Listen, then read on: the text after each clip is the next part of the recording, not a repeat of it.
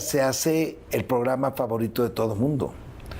En el momento que tenemos... Hoy, más de 2 décadas después, el nombre de Mario Besares sigue provocando una reacción inmediata. No importa cuántos años hayan pasado ni cuántas veces los tribunales hayan hablado. Para una parte del público, la duda continúa viva. ¿Cómo se carga con una absolución legal cuando la sospecha social nunca se retira? ¿Cómo se protege a una familia cuando el juicio no ocurre en una sala, sino en la memoria colectiva? Mario aparece de nuevo frente a las cámaras, con voz medida y gestos contenidos, pero la pregunta persiste. ¿Es posible reconstruir una vida cuando el pasado se repite una y otra vez en titulares, memes y programas de opinión? Detrás del personaje público hay un matrimonio que resistió, unos hijos que crecieron en silencio y una historia que aún hoy divide a México. Porque este caso no pertenece al pasado, sigue ocurriendo cada vez que alguien pronuncia su nombre. Hoy, Mario Besares no ocupa el centro del escenario como antes, no encabeza programas de horario estelar ni domina la conversación mediática. Sin embargo, su figura sigue flotando en el imaginario colectivo de México como un eco incómodo de una época en la que la televisión no solo entretenía, sino que también juzgaba, señalaba y sentenciaba. Para entender por qué su nombre continúa despertando reacciones encontradas, es necesario retroceder y observar el mundo que lo formó. En los años 90, la televisión mexicana vivía una era de poder absoluto. Los conductores no eran simples presentadores, eran autoridades morales, voces familiares que entraban a millones de hogares cada mañana. En ese universo, Mario Besares construyó su carrera como acompañante, como figura secundaria, como el hombre que estaba siempre ahí, a la sombra de un gigante mediático. No buscaba ser el centro de atención. Su rol era sostener el ritmo, complementar la escena, reforzar una dinámica que parecía invencible. Ese gigante tenía nombre propio, Paco Stanley. Con él, Besares alcanzó la visibilidad nacional. La relación profesional se transformó en una identidad compartida ante el público. Para muchos, Mario no existía sin Paco. Su imagen estaba ligada de forma casi irreversible a ese dúo televisivo.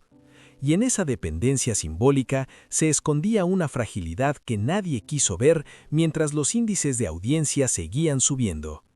Fuera de las cámaras, la vida de Mario avanzaba por un camino muy distinto al del espectáculo. Un matrimonio sólido, una familia protegida del ruido mediático, hijos creciendo lejos del brillo artificial de los estudios. Esa separación entre lo público y lo privado era deliberada. Mientras la televisión exigía excesos, su vida personal apostaba por la discreción.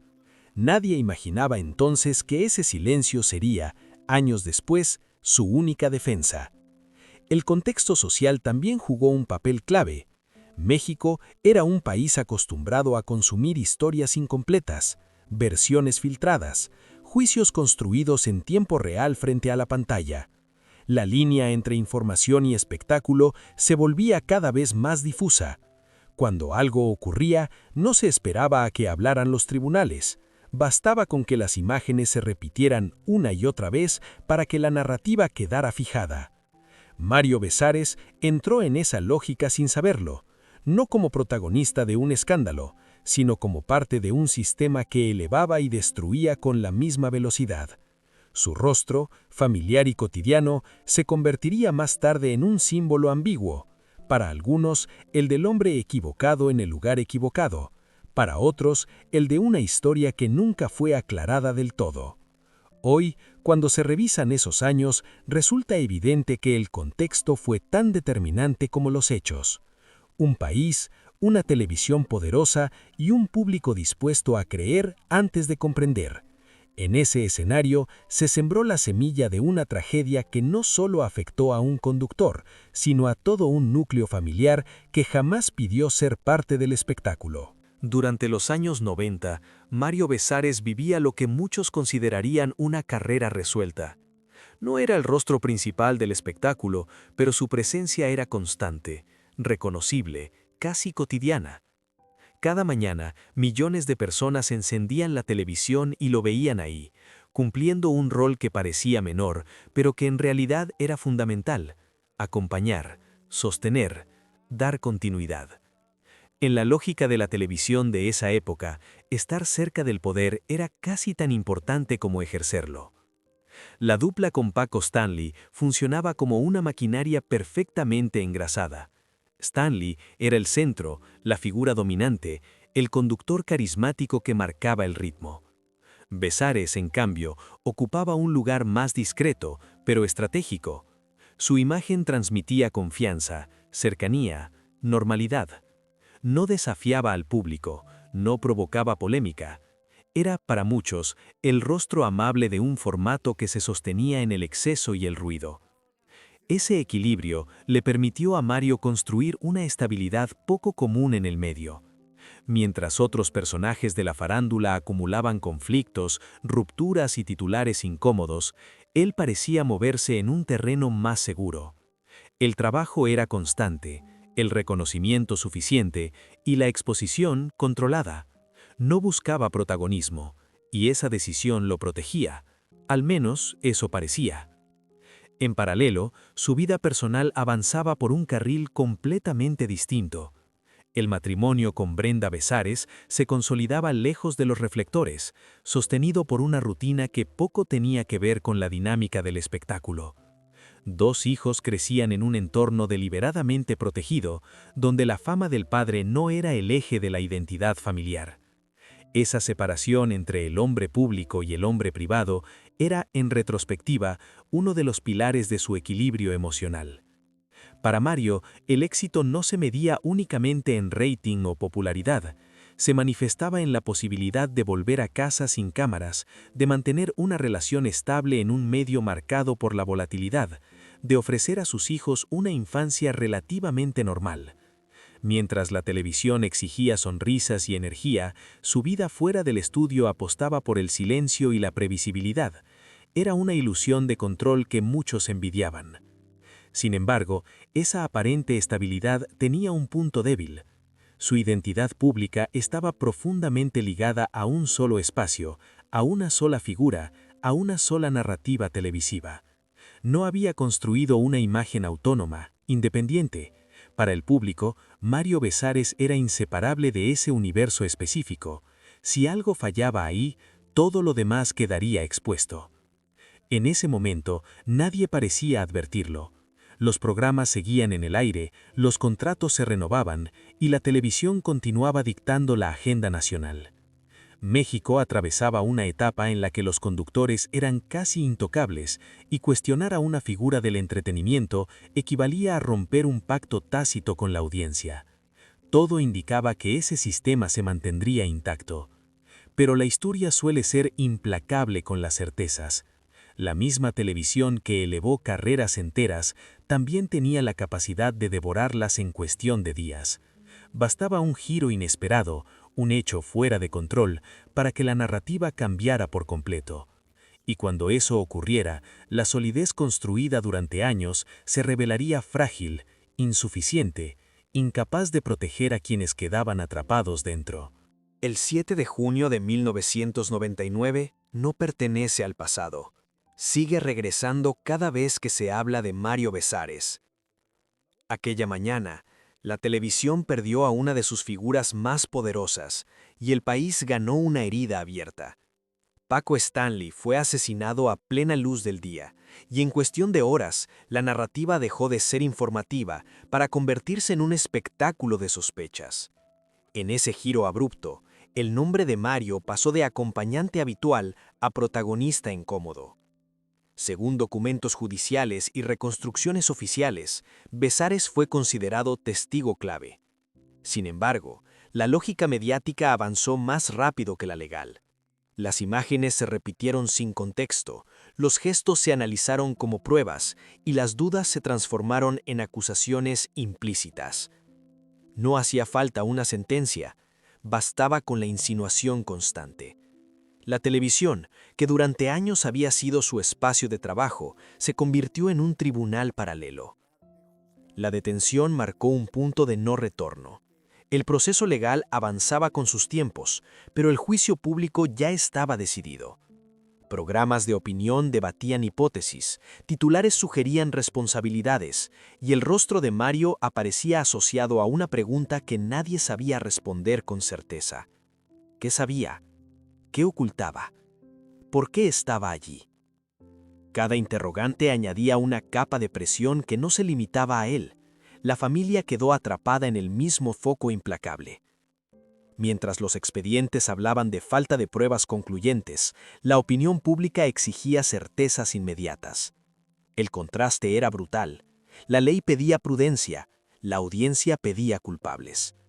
En ese vacío, el silencio de Mario fue interpretado como estrategia por unos y como confesión por otros. Pero el silencio también era una obligación legal, una defensa mínima frente a un entorno que no distinguía entre investigación y espectáculo. El desenlace judicial llegó, pero no cerró la historia. La absolución no borró las imágenes ni desactivó las sospechas instaladas durante meses. El daño ya había sido hecho. Para muchos, la resolución fue un tecnicismo, para otros una injusticia mediática. La pregunta central seguía intacta: ¿quién responde cuando la televisión condena antes que los tribunales? Este caso no solo redefinió la carrera de Mario Besares, alteró la vida cotidiana de su esposa, de sus hijos, de un entorno familiar que jamás eligió ser parte de una trama criminal. La exposición fue total y la retirada posterior inevitable. El precio de la visibilidad quedó claro. Cuando el relato se vuelve contra ti, no hay contrato ni trayectoria que te proteja. Con el tiempo, el expediente se archivó, pero la memoria colectiva no. El caso se transformó en referencia obligada cada vez que se habla de excesos mediáticos en México. Y en el centro de esa discusión persiste una figura que, aún absuelta, nunca recuperó la neutralidad ante el público. Porque algunas historias no terminan con un fallo judicial. Continúan viviendo en la sospecha. Después de la absolución, no hubo celebraciones ni regresos triunfales. La ley había hablado, pero el daño ya estaba instalado en otro territorio, uno mucho más difícil de reparar. La carrera televisiva de Mario Besares quedó suspendida en un limbo silencioso. No hubo una expulsión oficial, pero tampoco invitaciones. El sistema simplemente dejó de llamarlo. En el mundo del espectáculo, esa ausencia pesa más que cualquier sentencia. La vida cotidiana cambió de forma radical. Pasar del estudio de televisión al encierro doméstico no fue una elección, sino una consecuencia. El ruido mediático se transformó en un murmullo persistente que acompañaba cada salida, cada trámite, cada intento de normalidad. Para alguien acostumbrado a las cámaras, la invisibilidad no fue un alivio inmediato, sino una forma distinta de exposición. Ya no era observado por lo que hacía, sino por lo que representaba. El impacto más profundo se vivió dentro del hogar. Su esposa se convirtió en un muro de contención frente a un entorno hostil, asumiendo un rol que nunca había buscado. Los hijos crecieron con una carga que no les correspondía, aprendiendo demasiado pronto que un apellido podía convertirse en una etiqueta. La familia optó por el silencio como mecanismo de defensa, conscientes de que cualquier palabra podía ser reinterpretada, distorsionada o utilizada en su contra. Esa etapa estuvo marcada por la reconstrucción interna. Sin contratos, sin reflectores y sin certezas profesionales, Mario tuvo que redefinir su identidad lejos del personaje televisivo. ¿Quién eres cuando el público ya no te aplaude? ¿Qué queda cuando la profesión que te dio sentido desaparece de un día para otro? Estas preguntas no encontraron respuestas rápidas. El proceso fue lento, discreto y en muchos momentos solitario. El aislamiento también funcionó como una forma de protección. Alejarse de los focos permitió que la familia recuperara cierta estabilidad, aunque nunca una normalidad completa. El pasado seguía presente en conversaciones ajenas, en reportajes retrospectivos, en debates que resurgían cada aniversario del caso. La herida no sangraba, pero tampoco cerraba del todo. Con el paso de los años, la figura de Mario Besares quedó asociada a una paradoja difícil de ignorar. Un hombre legalmente absuelto que continuaba pagando un precio social. No por nuevas acciones, sino por una historia que otros seguían contando por él. La consecuencia más dura no fue la pérdida del trabajo, sino la imposibilidad de desprenderse del relato impuesto. En ese silencio prolongado, la familia aprendió a convivir con una verdad incómoda. Hay daños que no se reparan con resoluciones judiciales. Se cargan, se administran e integran a la vida diaria. Y aunque el tiempo atenúe los bordes, la marca permanece como recordatorio de que la fama, una vez que se vuelve sospecha, nunca desaparece del todo. Hoy, la historia de Mario Besares no se cuenta en tiempo pasado. Sigue activa, reaparece cada vez que el caso se revisita, cada vez que la televisión decide mirar atrás sin preguntarse qué dejó en el camino. Su figura representa algo más grande que un nombre propio. Encarna la fragilidad de la reputación en una era donde la sospecha viaja más rápido que la verdad y donde la absolución legal no siempre alcanza para reparar una vida. Con los años, Mario regresó de forma medida, casi cautelosa. No volvió para reclamar un lugar ni para exigir reconocimiento. Apareció, habló lo justo, revisó los hechos con distancia y volvió a callar. Esa actitud desconcertó a muchos. En un medio acostumbrado al escándalo permanente, el silencio resulta sospechoso. Pero también puede ser una forma de resistencia, una manera de no alimentar un relato que ya hizo suficiente daño. La pregunta central permanece abierta. ¿Quién es responsable cuando un caso judicial termina, pero la condena social continúa? La televisión, el público, los titulares, todos participaron en la construcción de una narrativa que no se disolvió con la sentencia, y en medio de ese proceso quedó una familia que nunca eligió ser parte del espectáculo, pero que pagó el precio completo.